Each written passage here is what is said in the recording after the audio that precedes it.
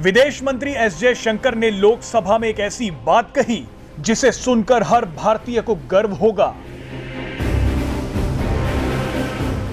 उन्होंने बताया कि भारत ने यूक्रेन से लोगों को निकालने के लिए जिस स्तर का अभियान चलाया, उतना बड़ा ऑपरेशन तो आज तक किसी देश ने नहीं चलाया।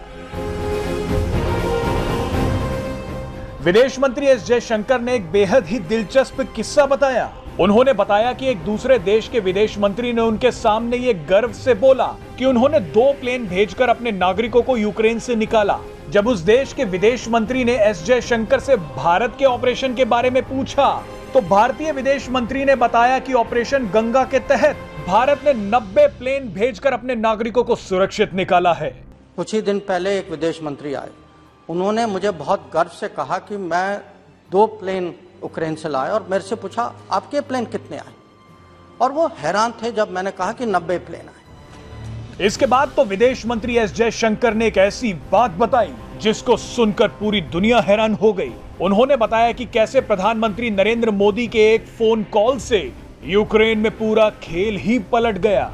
हमारे ही मेंबर ने यहाँ पूछा कल कि प्रधानमंत्री के बात करने का प्रभाव पता नहीं क्या था। मैं उनको ये बता सकता हूँ कि मैं उस कमरे में था, उनके साथ था उस समय, जब उन्होंने खार्किव में पुतिन साहब के साथ जो मुद्दा उठाया और कहा कि हमारे स्टूडेंट्स हैं वो डेंजर में हैं, फायरिंग हो रही है, तो उस बातचीत के कारण हमें उतना समय मिला कि हमारे स्टूडेंट्स जो हैं खार्किव छोड़ के एक सेफ जोन, जो रशियंस ने हमें बताया कि अगर आप उस जगह जाएंगे उस जगह फायरिंग नहीं होगी। और सुमी में उन्होंने दोनों से, क्योंकि हमने लोगों को निकालने की कोशिश की, फायरिंग हुई। एक टाइम तो स्टूडेंट बस में बैठ भी गए थे, हम निकलने वाले थे और फायरिंग फिर से शुरू।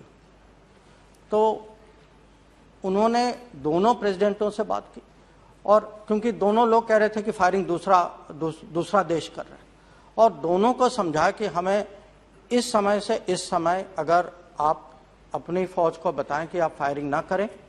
और फिर यूक्रेन से हम लोगों ने उनकी सहायता भी ली, प्रोटेक्शन भी ली, रेड क्रॉस को भी साथ ले गए, और उसी के कारण जो आखिर का जो इवैक्यूएशन, सुमी का जो इवैक्यूएशन जो था, ऐसे ही हुआ। Presenting B News app, available on Google Play and App Store. Download it now.